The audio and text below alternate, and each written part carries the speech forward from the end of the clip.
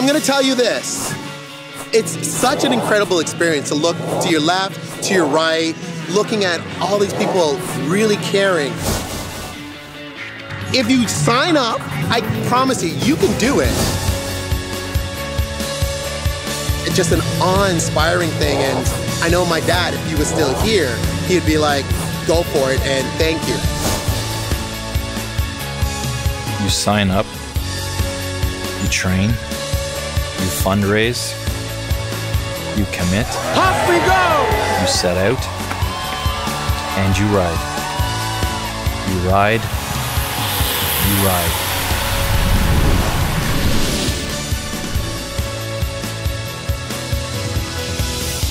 What a brilliant day today. Good people, great time, and the memories of those lost. Oh, it isn't just a bike ride.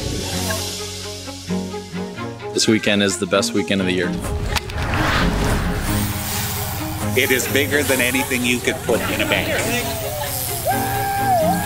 This is a journey about finding out who you are, but also riding for people that can't ride. For the first-time person, you don't want to miss it because it sends a shiver down your spine. You'll never experience anything like it in your life. This is one of a kind.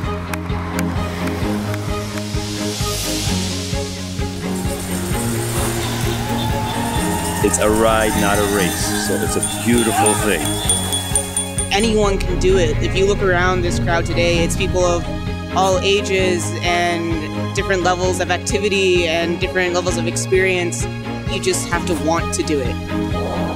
The 200 kilometers is nothing when you start seeing people around you, inspiring you to go further. The training is really just spinning and going on some rides, and you don't have to have expensive equipment. I bought a little home trainer so you can just prop the back wheel of your bike up in your garage and just train like that. Did a couple spin classes at work.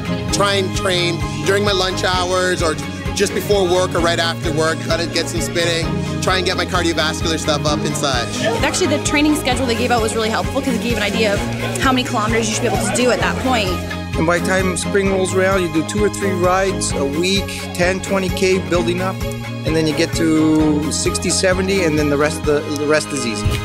You will do it. You will get through the training. You will ride the 200 plus kilometers and you will feel happier than you have ever felt. You fight.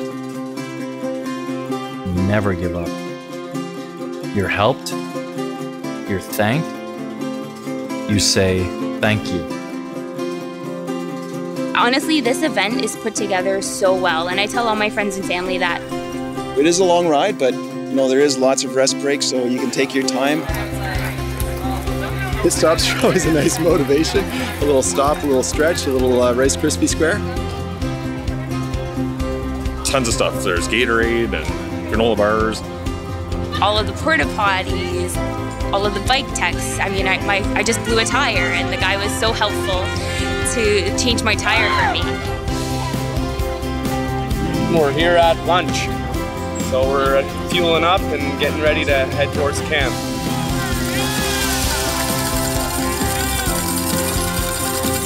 So when you get to your tent village at the end of day 1, it's not the end of your day. It's like a big party.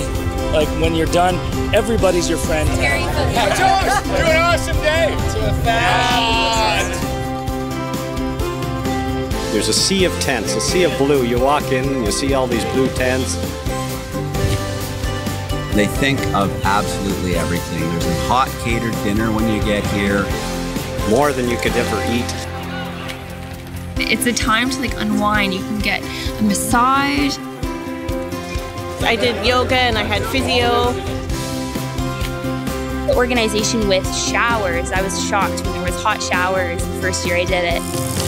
Hello there. When you get here, the services available to you are phenomenal. And yes, there's the support along the way, along the 200 kilometers, but it's also when you get here at the midway point, fantastic services are available to you.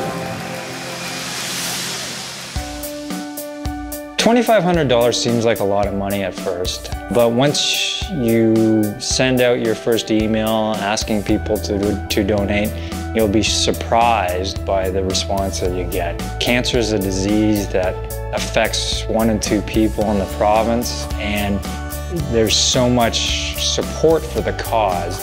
Raising money was probably one of the easiest things to do for me, because I got over the fact that they weren't sponsoring me. It's about sponsoring the event. I emailed, I held events, I attended events. I was shameless about asking for money. Ask, and then ask again, and then ask again. So some fundraising tips. 1, use social media. 2, don't be afraid to do something stupid. 1 year, what I did is I told someone that I would actually shave off my body. And guess what? I got a ton of funds coming up from that. Tomorrow I'll be wearing a shirt with everybody's name on it, all 50 of my donors. Well, obviously it's only the small thing I can do. I've raised $3,300 or so for this event. I was so worried about making $2,500 and almost got $10,000. It was like, wow. We raised about $30,000 as a team. We got 26 people.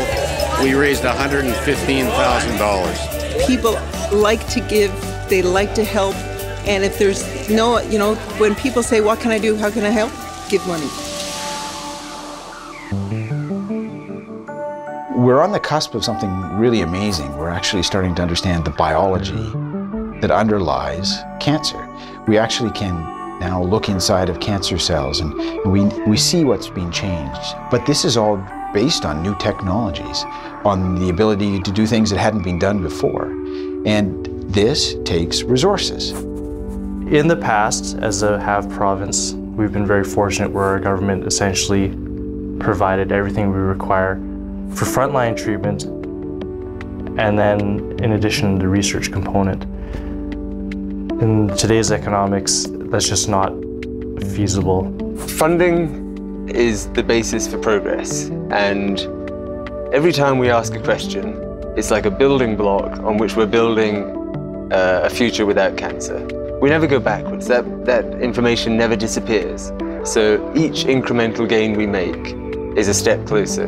There's something about a real physical challenge, like a long 2-day ride on your bicycle, that has made people really think about the meaning of raising funds for cancer research. Through their efforts and through their sweat comes progress.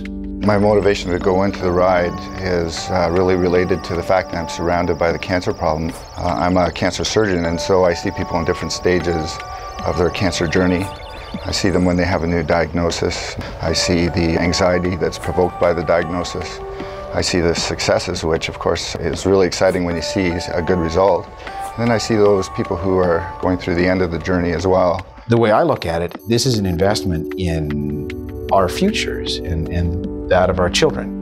If we don't take on this task and this duty to do better in the future by absolutely maximizing what we can do today, then we can't expect this story ever to change.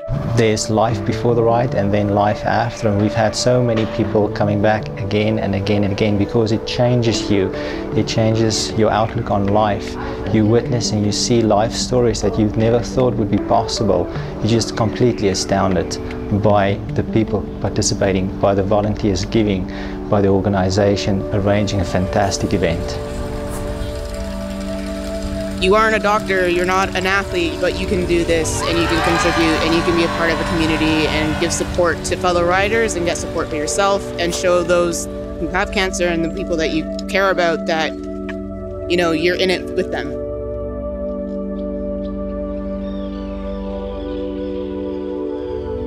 You cry, you never forget. You say, never again.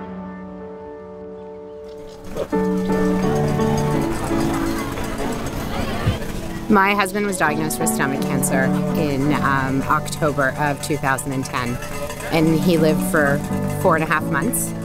There really isn't anything out there to treat stomach cancer at stage 4, which is when he was diagnosed. He was 43 years old. He died in February 2011. My daughter was 19 months, and our daughter was 19 months, and our son was just before his 3rd birthday. My son just turned 5 in March, and just starting to really process and understand that his dad isn't here. My friend Sue knew I was doing this ride, but even though we knew she was dying, we couldn't quite say the words, "This is for you." You always have hope, even when there isn't any. And we would talk about it on the outside, like, I'm doing the ride this year and you can do the ride with me next year. It didn't need to be said that the ride would be in her memory. But she's here. Of course she's here. She knows. The yellow flag are survivors, and the black flags are people that didn't survive. Unfortunately, it gets a new name every year. But that's why we're riding, so eventually you won't see it. And I don't have to ride with that sign one of these years. It's so close, you can touch it. You can see it. Right there. When I make it to the top of a hill, I know I'm alive. I had Wilms tumor when I was 8 years old, and it's been 13 years since then now. I had skin cancer in 2007, survived it. I was diagnosed with colon cancer at 44. Hodgkin's lymphoma. Next year will mark my 10 years. I wanted to give something back because I had survived and had benefited from cancer research. I've done all 6 rides, 2008, 9, 10, 11, 12, and my 6th one, number 13.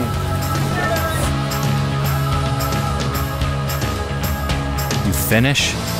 The music playing, everybody clapping you, and you know what? You feel like you just won the Tour de France. Celebrate?